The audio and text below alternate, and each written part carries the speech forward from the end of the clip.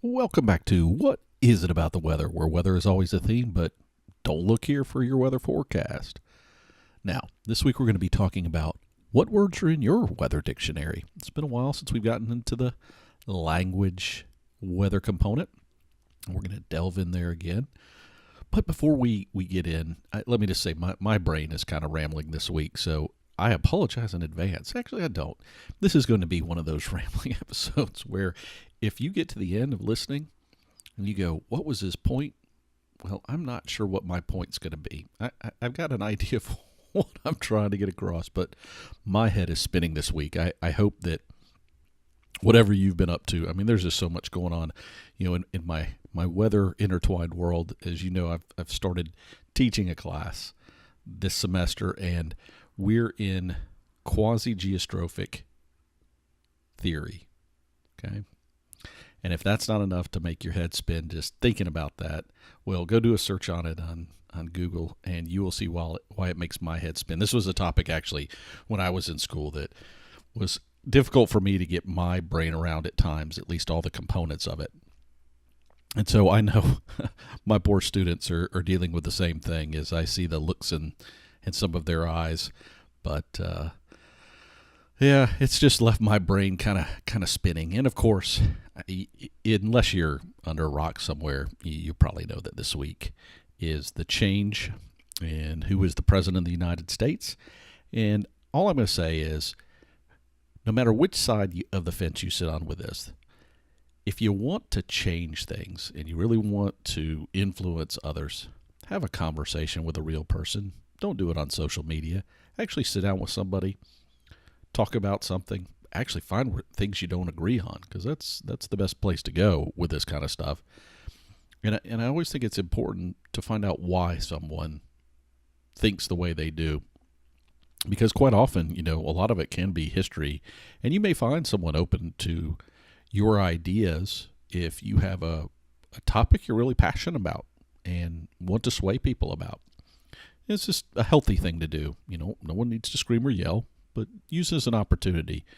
Seek out people that have an opinion, or at least opinions on some topics that are different from you. Use it as an opportunity to learn and engage. It's how we advance.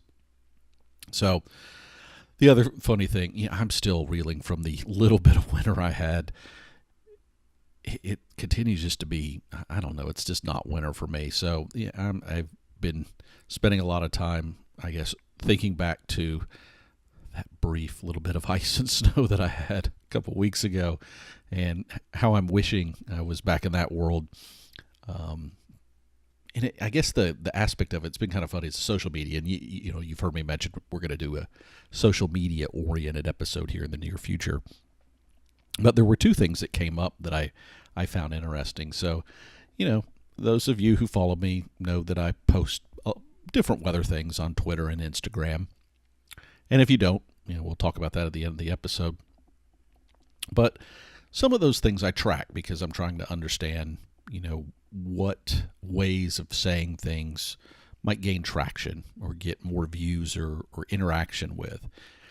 And so I've always been kind of a statistics person and enjoy looking at those things, but I'm always kind of amazed. I was in there this week looking at a couple of things, specific with my Twitter account, and I noticed I had a tweet that had nearly 200,000 views, and that is, off the chart compared to anything I've had in the past.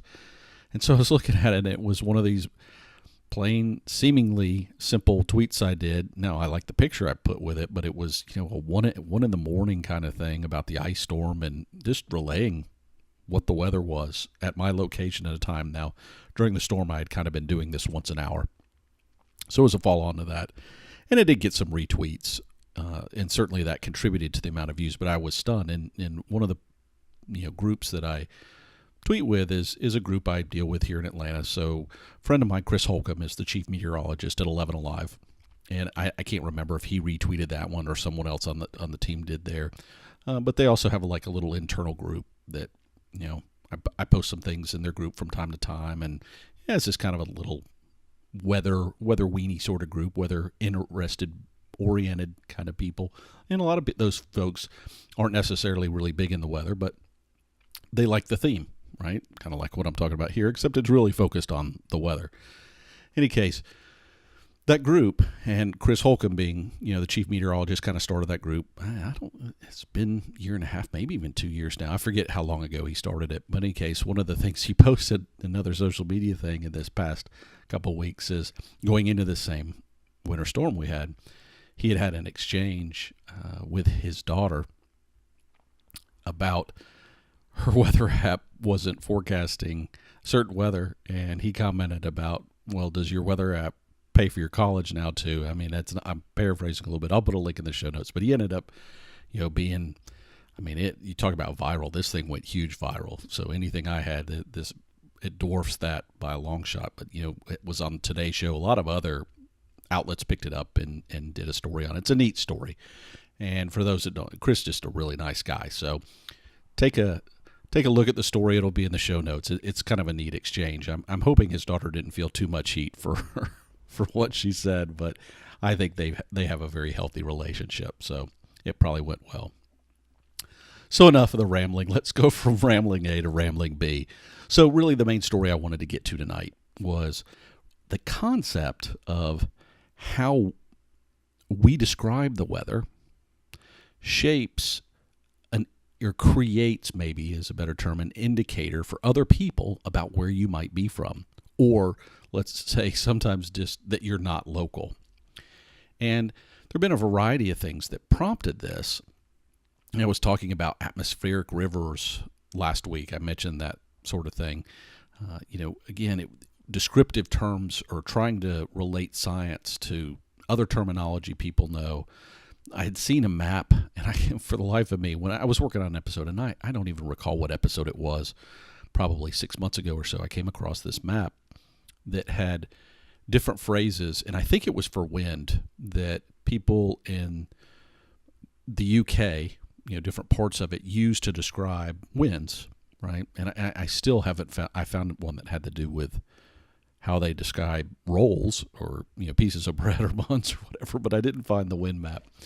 So these sort of connections, though, every time I'm looking into different episodes, one of the challenges I always have is trying to make sure whatever localized terminology is used, that I try to describe it in terms that I think are more generic, that more people will understand. But at the same time, there's things that get lost in the translation. I have to,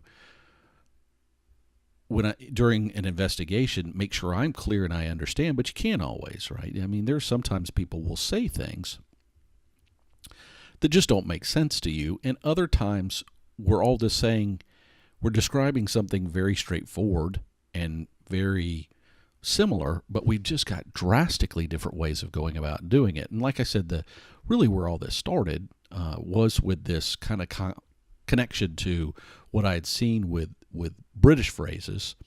And, I think some of it has to do with the fact that the history of the British Isles is so, shaped by different weather phenomena.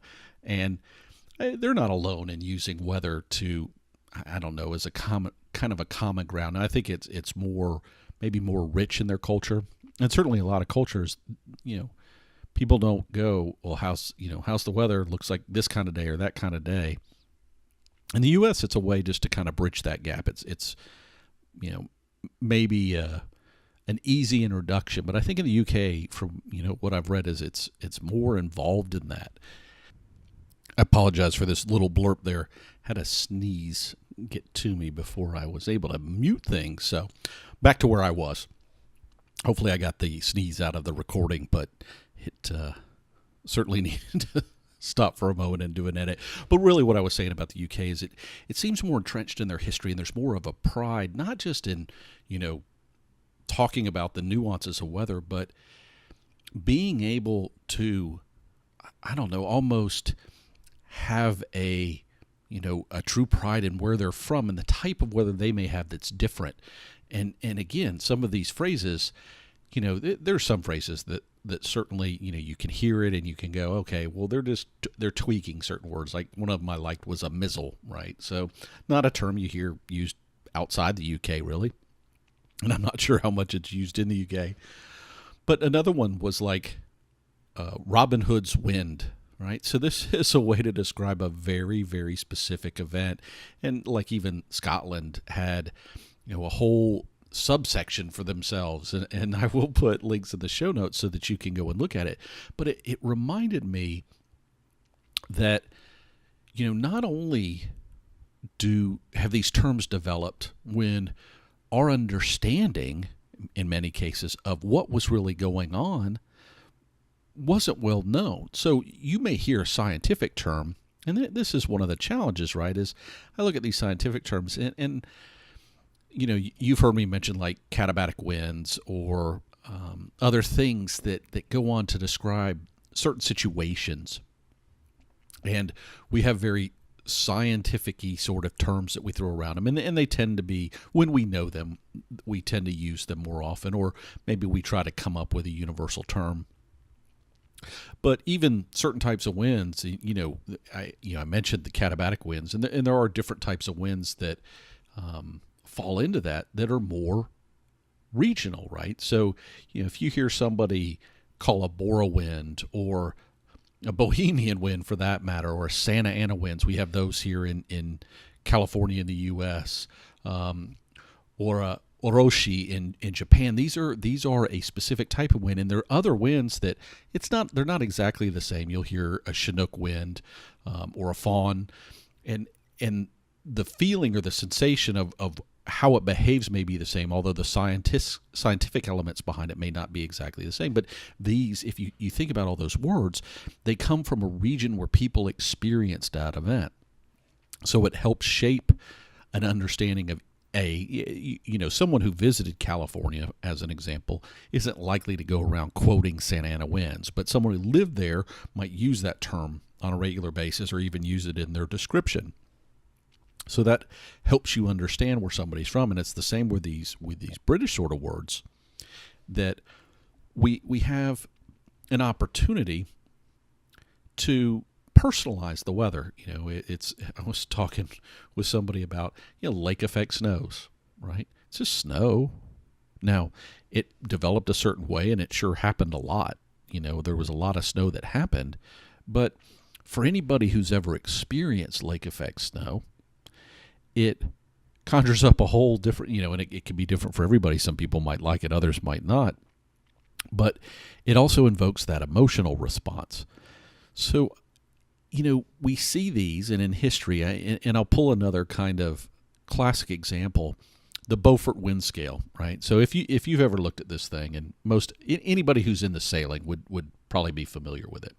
And it's got all these scales. Generally speaking, there's 12 scales, although they've expanded it recently, right? How many scales of wind do you need?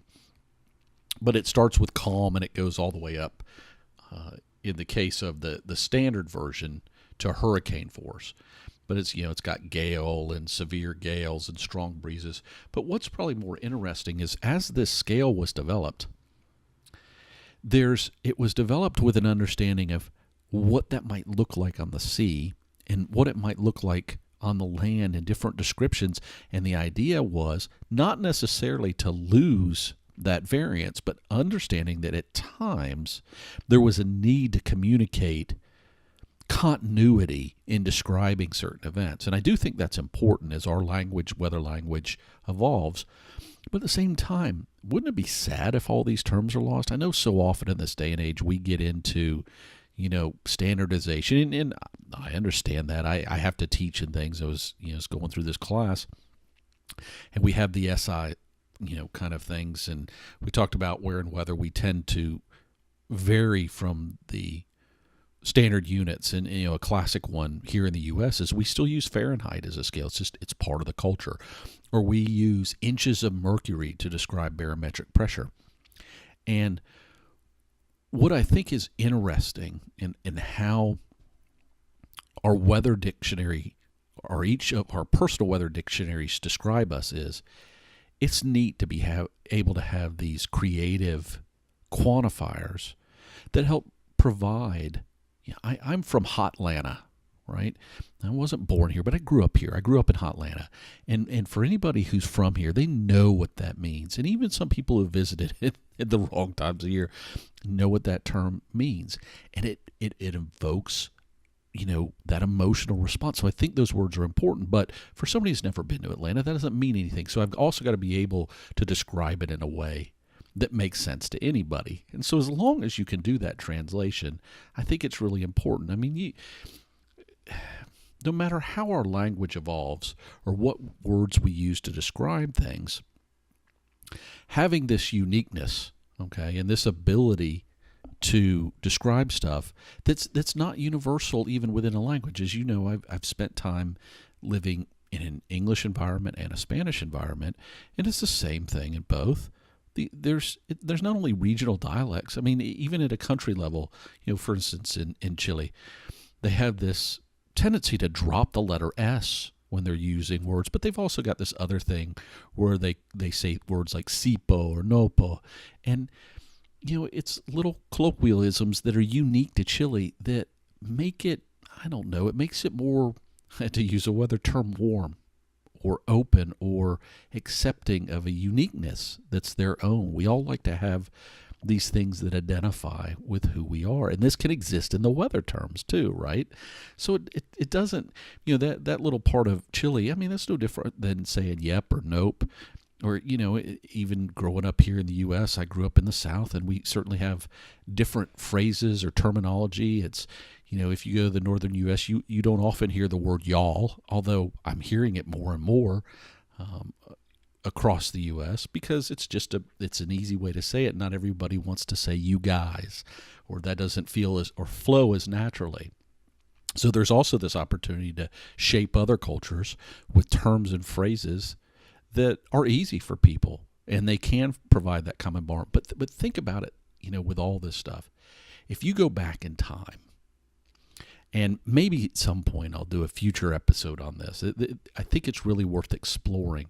But if you go back in time and you imagine you're an explorer, and you leave the comfort of, and so when we get into space travel and we're going out and seeking aliens, of course this will matter too, but generally speaking, you were wherever you are. Or even today, you go somewhere and you end up in a place with people that don't speak your native tongue. And you want to try to understand a little bit and begin to communicate with them. There are certain things, right? You can point to certain things like objects you might use to eat with or cook with, or even, what you're eating or cooking, right? But weather has also always been there as a common thing. So if it rains, you can say rain, and they can tell you what they call it, and you can begin to bridge that gap. So weather would have also been one of these things, or at least I imagine that it was kind of used in these, creating these standard dictionaries from which cultures could understand each other. And because they didn't necessarily have this emotional attachment to, naturally occurring events, there are always going to be exceptions to that. It just builds this common core, right? Because it's a very fundamental thing that so much of us experience every single day. And so we can collectively create terminology that makes sense. And there's no harm in having some variance. Yeah, you've heard me mention it before, whether it's tropical cyclones or hurricanes or typhoons or whatever you want to call it. As long as the people that need to communicate in life, you know enough that no matter where you are, and I do think this is the beauty of the day and age we live in. If you're, and this happened to me before. I was in Hong Kong. Typhoon was coming through. Now, this was long before I was studying meteorology, and I knew roughly what the term meant, but it wasn't there in a time when it was easy to kind of quickly get on the internet and look up the terms and whether I needed to be concerned or not. The beauty of the day and age we live in, right, is that this information is so readily available that we have this opportunity to have definitions that can be universal for all of us to appreciate, yet not lose the uniqueness or the cultural influences in our weather language and our weather dictionary. I mean, just think about the word cool, right? Just think about how something as simple as describing temperature, which does really appear to be its origin from kind of a Dutch Germanic background from what I've read, Something as simple as that, trying to describe in between hot and in between cold, became such a universal thing for people being cool. And then cool went away from being cool, and now it's cool to be cool again, or whatever it is. But these sort of common core words can be great in bridging the gap, yet then you can go back into the British dictionary and have someone else tell you about a northern nanny, or have someone in the U.S. tell you about a nor'easter, right? Again, certain parts of the U.S. Some of them clearly are always going to, if I hear about a Scottish mist, well, I know that's going to have a Scottish influence, but I may not know where a goustie is from, right? Or have ever heard that term before, but they can use it and use phrases that I know in describing it, or I can look it up on the internet if I don't do it, and have a new appreciation for a phrase that's been around a long time, because they developed their way of describing a very specific event that meant something to them and was important enough to that, whether it's huge scale, right, in a large region, or whether it's so micro that it's unique to just a very, very little climate in a very specific area, maybe on a coast or in a mountain range or whatever it might be. So where do you go with all this? You walk away appreciating the vast difference in language around the world, yet our ability to communicate with very simple terms on key items in a way that we can communicate with one another, and hopefully in life and death situations when it matters, be able to get by, yet not lose the cultural uniqueness that makes the global melting pot, as it were, such an intriguing place. And this includes in our weather world. So have you ever really thought about your weather dictionary and what words are in there that mean something to you and are unique to where you are? Think about it sometime. Enjoy them. Feel free to send me an email with some if you have some in mind. So there you go, weather dictionary. This week, I was thinking about this week last year. I was in New Orleans, home of Hurricane Katrina. It was 10 years on, still so much going on, as New Orleans in some ways is, fully recovered, and in other ways still dealing with the tragedy that was that event.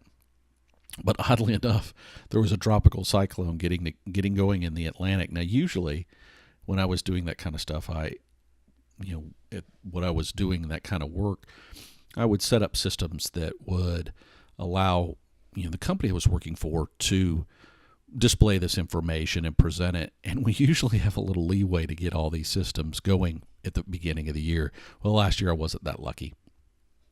So here I was doing that thing, and I was just reminded about sometimes when you least expect it. So here I was in a very famous city known for this major hurricane that's blown through, and sure enough, I was at a meteorological conference dealing with tropical cyclones in a way that I had never anticipated. So some things come full circle.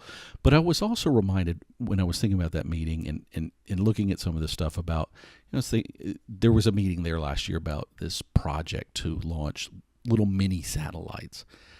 And I started wondering, how many satellites are up in the sky and how many of them are weather satellites?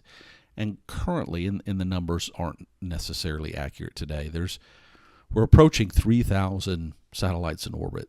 And that's kind of crazy when you think about the fact that only about 1,000 of them are really active, a little over that. But we got a lot of space junk up there that we need to deal with. But what you might be surprised about is, you always hear about weather satellites, and you do hear about communication and those sort of things. But weather satellites are probably, I don't have the exact number here in front of me, but less than 10% of the active satellites in the sky are really weather satellites. So there's something to keep in mind. All right, and because we're in that weather season, and because I really want it to snow, we're going to talk about how snow is kind of shaped transportation technology next week. So come back, learn a little bit more about that. I promise I'll try to be more on point. Like I said, my brain's been a little this week, so I hope you've enjoyed the episode where we talked about your weather dictionary and what makes up your weather dictionary. And next week, like I said, I promise I'll try to get back to my normal here's my 5 points or whatever it might be, and try to not just be in such a rambling mode like I feel like I am this week. But in any case, I guess with all my rambling, it needs to come to an end. So let's just cover some of the basics like we do at the end of most episodes. If you want to get hold of me with show ideas, words from your weather dictionary, whatever it might be, you can do it a couple easy ways, right?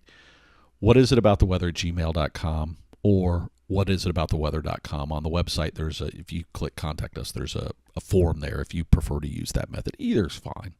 Both of them come to the same inbox end of the day. So I tend to get them the same way. In terms of supporting, you know the drill. RSVP, rate, share, validate, and pledge. I'm not going to get into all the ways to do those things. I talk about it on the website. If you haven't been to the website in a while, you can go there and read about it. Just know that however you're supporting the podcast, whichever of those methods you're doing it, it's greatly appreciated. So until next time, as I always like to say, keep alert, enjoy the weather, may it be interesting, because as we all know, there's much more to weather than the weather itself.